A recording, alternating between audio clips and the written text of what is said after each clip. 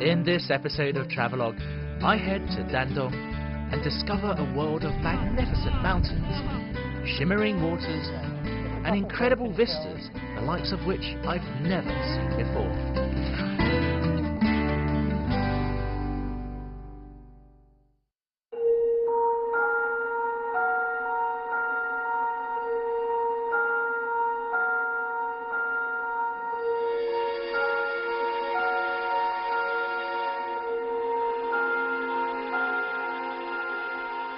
Here we are. This is the Broken Bridge, which is probably one of Dandong's most iconic landmarks. And before it was bombed during the Korean War in the 1950s, this connected China to the DPRK. But, you know, having a famous neighbor isn't the only thing that Dandong is known for, and I want to take you to explore its hidden gems. I'm Tianran. Welcome to Dandong.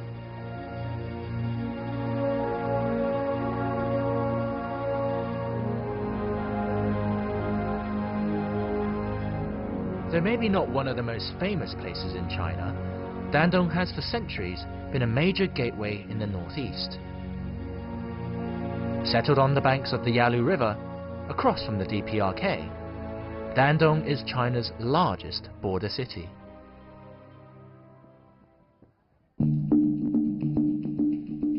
However, its strategic location has come at a price. In the 1930s and 40s, Dandong was used as a stepping stone by the Japanese to invade China. Then, in the aftermath of World War II, the Korean War broke out. Commencing in 1950 and spanning 3 bloody years, it pitted north versus south, east versus west.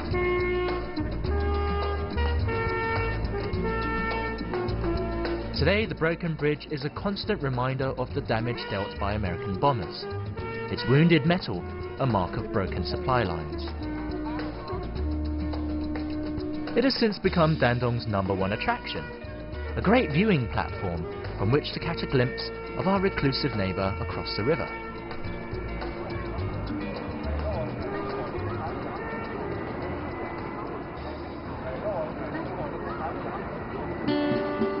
Nowadays, 80% of China's trade with the DPRK goes through Dandong.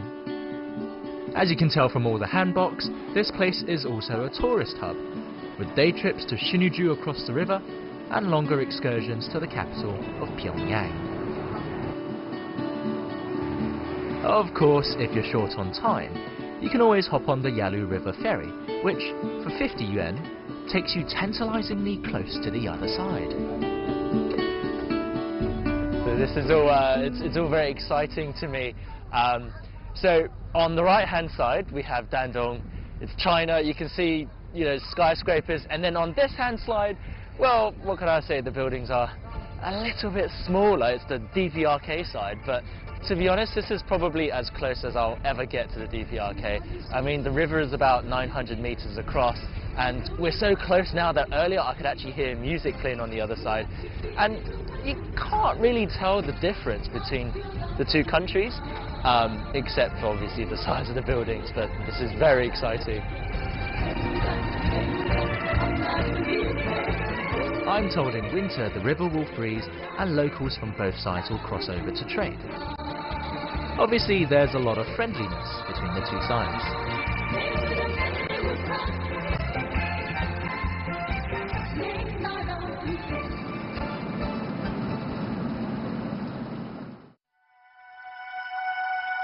Despite being a port city, much of Dandong is mountainous.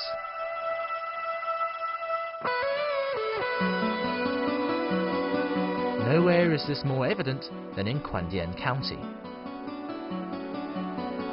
Here, the peaks jut out from the massive Changbai mountain range, which stretches across northeast China. I've come to Fenghuangshan, also known as Phoenix Mountain. Rather like the mythical bird, the cliffs here rise dramatically out of fiery autumnal forests. While not actually dangerous, the almost vertical climb up to the summit can give even the most poised climber a sense of vertigo. not helped by the shallow footholds carved right into the mountain face.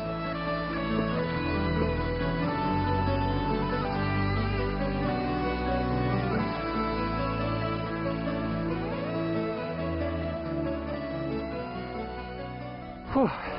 Woke up quite a sweat, eh? I mean, who needs the gym when you got all these stairs to climb? But here we are, Tianhua Bay. So that's the probably the most famous part of this mountain, and it's supposed to look like a cow's back. Looks a bit like a kitten to me.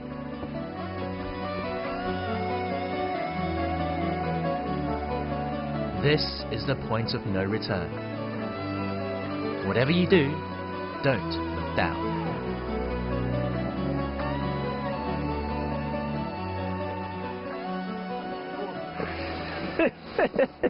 Just a teeny bit narrow.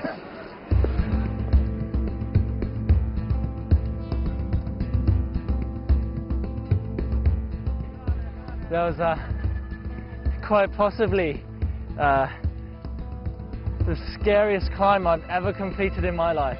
Oh my god, we really are on the ridge of this mountain, and then there are no stairs. Apparently the narrowest part of this ridge is just 40 centimeters across, which makes it pretty scary.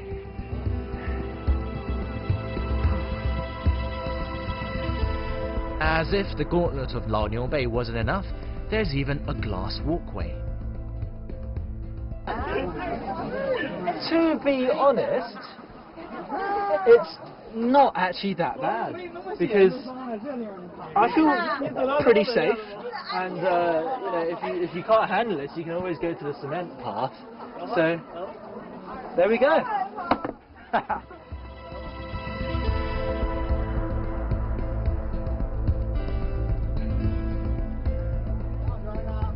It's alright, it's not that bad.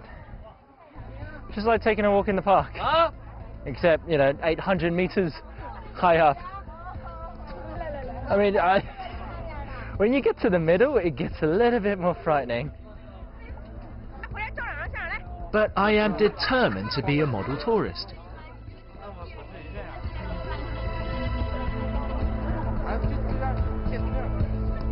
Oh, I can stand here, but I cannot look over the other side. But hey, beautiful view, ho. You guys can totally go for it. I'm just gonna stay in the relative safety of this side. Although my knees are turning to putty as I speak, I can still appreciate the commanding view of the many bluffs and ridges that make up Phoenix Mountain. It truly is a breathtaking sight.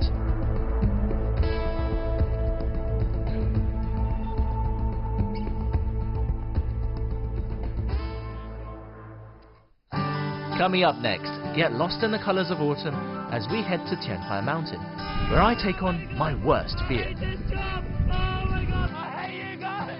I never want to do that again.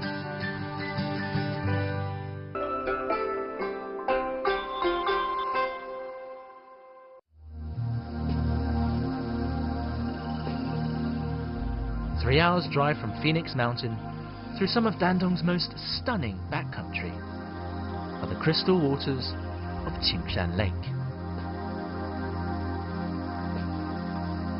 The lake is part of the Tianran Gold Scenic Area, deemed by UNESCO to be one of the world's 6 least polluted nature reserves. And to me, it feels a bit like the Scottish Highlands. Reminds me a little bit of Loch Ness.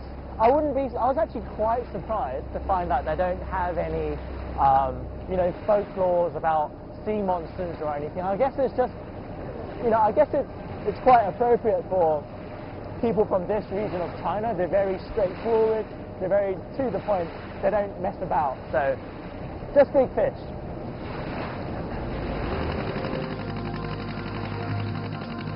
This 50-kilometer long reservoir provides a livelihood for people like Wang Xiaomei. For her, the lake is her main source of income. 我带你们上我家去看一下。哦，好啊，好啊，好啊。哪个是你家？这个是吧？对。这新房子是什么时候盖的？这新房子是前年盖的。哎，真好，真暖和。自己设计烧的火炕，然后这个地是地热。哦，这就是咱们的炕吧？啊，对对对，你坐。哎，好。现在没有，不是热的。是我们冬天一般都上炕里去。啊，你说你上炕里，然后把腿盘上。那就斜托。对。那冬天就不出门了，是。一直坐着炕。对，哎，你穿上一盘腿儿，然后冬天拿垫一盖，然后就跟炕上玩儿。我感觉咱们应该是在打牌的。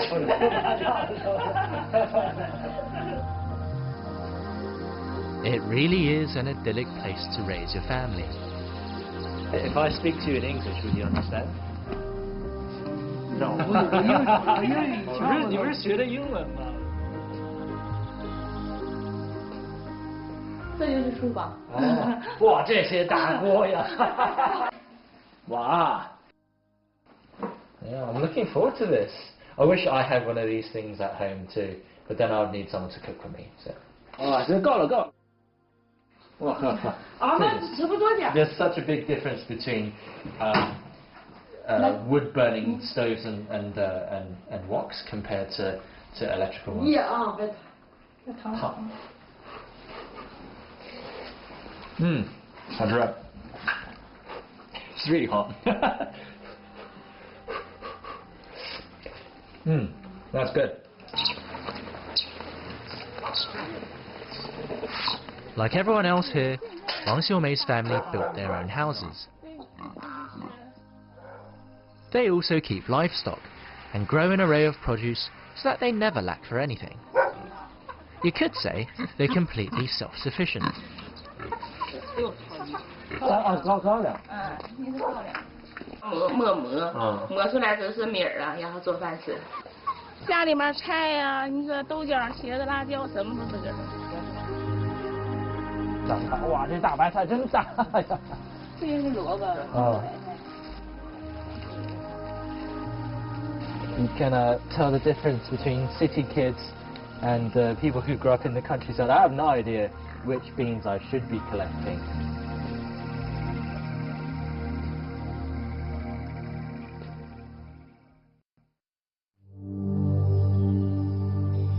My lesson learned, I set off once again for Dandong's mountains. This time, I've come to Mount Tianhua. I know it sounds weird, but one of China's favourite pastimes is leaf watching. And in autumn, tourists and amateur photographers come here in droves for the crimson maple trees that blanket the hills.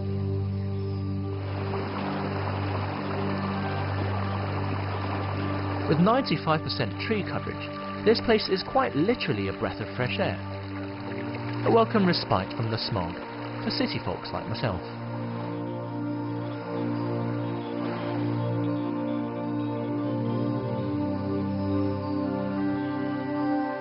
Walking through the forest, with the kaleidoscopic canopy of oranges and reds above me, I speculate whether this is what it would feel like to be inside a bonsai.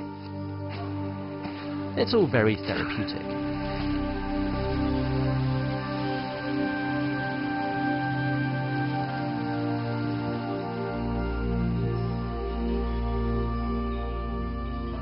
So, another day, another mountain. This one is Tianhua mountain, and in order to get to the top, I'm going to have to climb up this incredibly steep, incredibly narrow cleft in the mountain, which is several 100,000 years old, originally formed by an earthquake, and it's been very poetically named the Valley of the Heavens, which just gives you an idea of how high the place is going to be. And because it's a one-way street, the only way for me to come back down is using a flying fox. Wish me luck.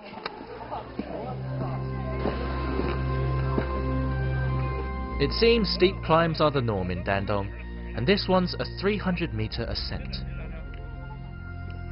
Definitely not one for the claustrophobes.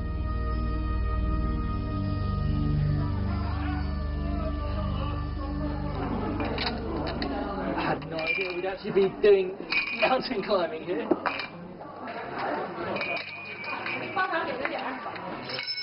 I was wondering what all that clanging noise was. Turns out it was these. Thought people were drinking tea up here. Oh wow! Oh my God, that is breathtaking.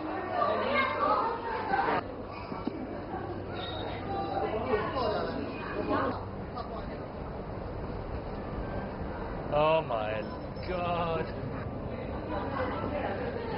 Oh my word, I mean, when you're inside, you really can feel the sheer magnitude of the earthquake that would have done this.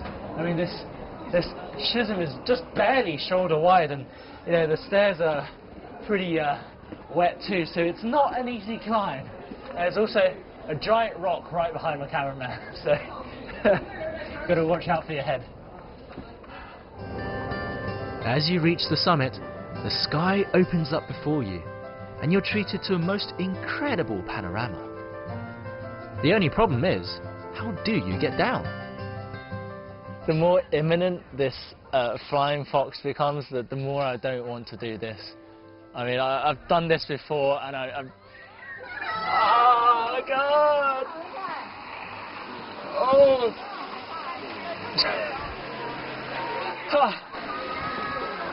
Honestly, I don't know why they always make me do these assignments. I am so scared.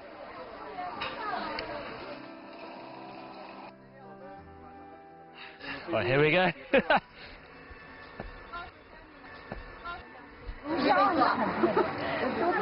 Oh, these silly thrill seekers. I guarantee you they're going to regret doing this.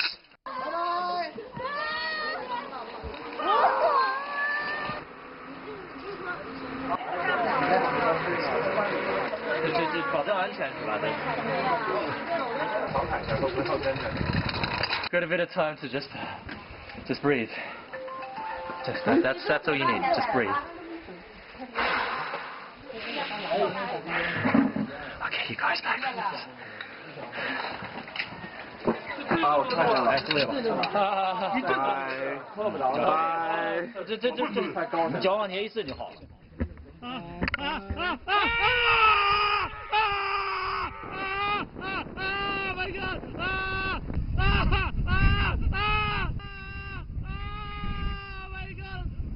This job! Oh my God! Oh my God! Oh my God! Oh my God! Oh my God! Oh my God! Oh my God! Oh my God! You're so high!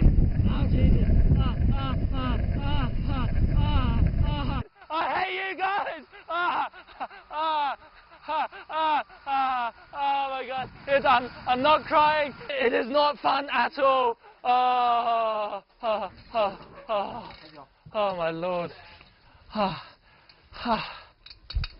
Christ. There's a few tears on my face, but I'm guaranteeing you it's not because I was crying, it's because it was windy. It does not get better at all. It's scary the whole time. I never want to do that again.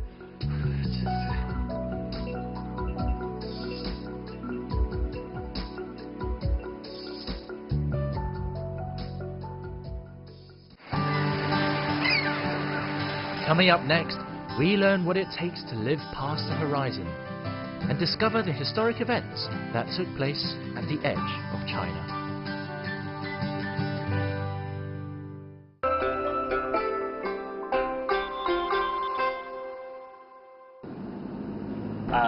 Had to get up pretty early this morning. Had to get up at 5. We're heading to the port now, and we're going to take a ferry to the northernmost island in China.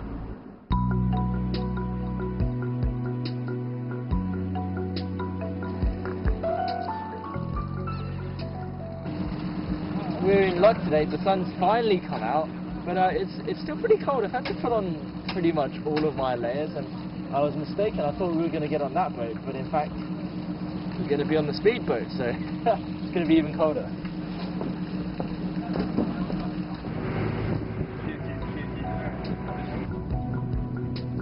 Mercifully, it's just a 20-minute ride to Zhangdao Island, our destination. With just 600 residents, tourism here is still in its infancy, and most of the locals are full-time fishermen. It means that most of the time, you'll pretty much have all 2 square kilometers of the island to yourself, especially during off-season. Just be sure to get out before low tide to avoid being stranded here. Which wouldn't be so bad now, would it?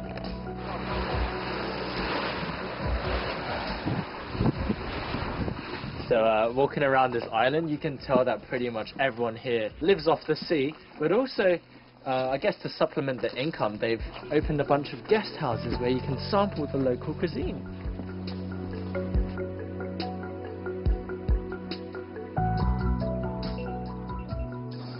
Wow, it's gorgeous up here.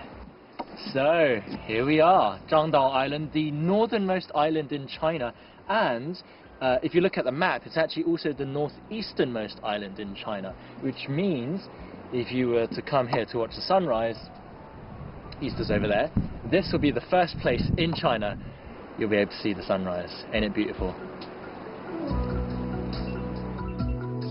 Well, according to the locals anyway. In order to really get a taste of island life, we need to head out to sea. I've managed to hitch a ride on a fishing vessel captained by Mr. Zheng. He and his 3-man crew are taking us out for a spot of trawling. Usually they do this at night and only return in the morning, but in our case they've made an exception.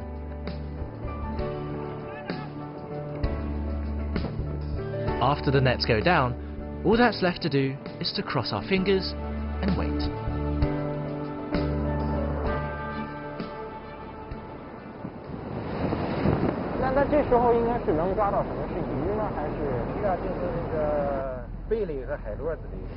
Unfortunately, due to overfishing, there's not much fish left here.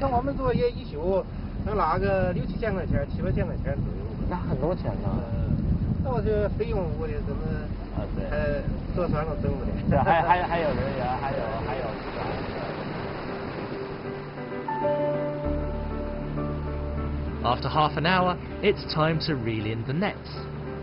You can almost taste the anticipation in the air, and everyone's nerves are on edge. With so little fish left in the sea, each unsuccessful trip pushes the crew closer to bankruptcy. All their hopes are riding on this.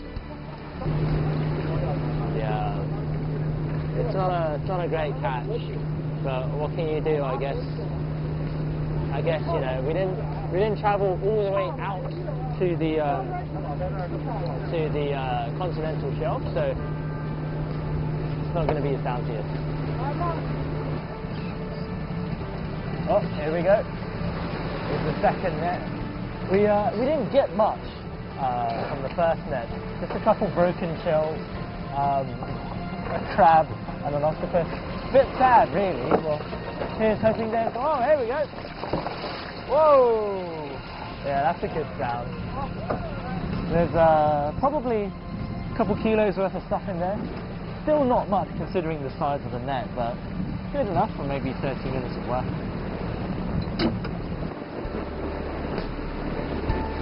We've decided to cut our losses and head back. Although we caught some whelk, it's not nearly enough to break even. So the crew have decided to drop us off and head out again, this time to the more dangerous but also more profitable open sea. Bunking on board, it may be up to a week before they return, and hopefully significantly richer than before.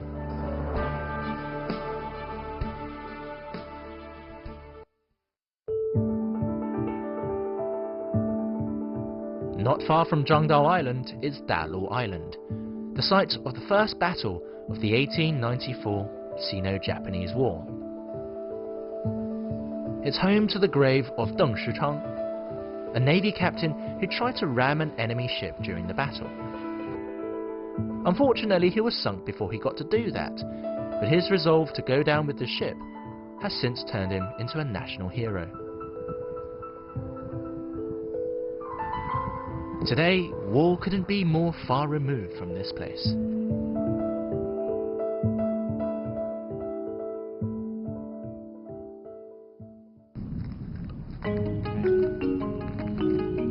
Back on land, I've stumbled across a curious sight.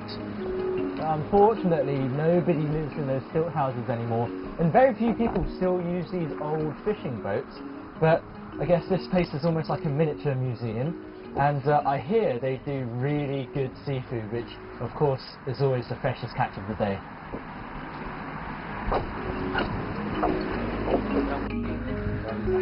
These boats hark back to simpler times, when food was less about presentation and more about actually tasting good. Wow, there is a lot of variety here. I mean, I don't even recognize like half the stuff here. I know that we caught some of these guys, and then we caught some of those guys, but the rest of the stuff, I've never seen them before. I've never seen these things before. But yeah, it just goes to show how much variety there is in the seas around here.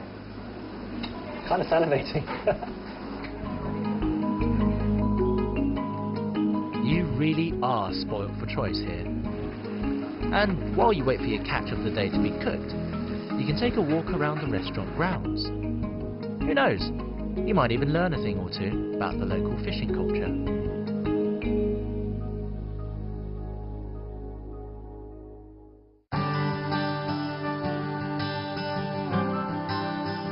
No trip to Dandong would be complete without visiting the Hushan Great Wall. Built during the Ming Dynasty some 600 years ago, it was only recently excavated and proven once and for all to be the easternmost point on the Great Wall.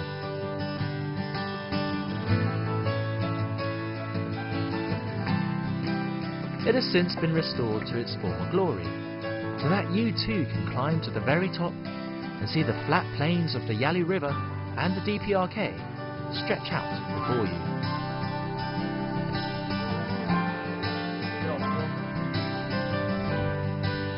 Well, here we are, the easternmost stretch of the Great Wall, and I guess in a way one of the frontiers of China, because the DPRK is just over there. And to be honest, this place really changed what I had in mind of northeast China. I always thought this part of the country was unlivable with frigid 30, -40 degree winters, but Dandong is different. It's got beautiful mountains, beautiful lakes, the people are great, and I think most importantly, just a fantastic place to live.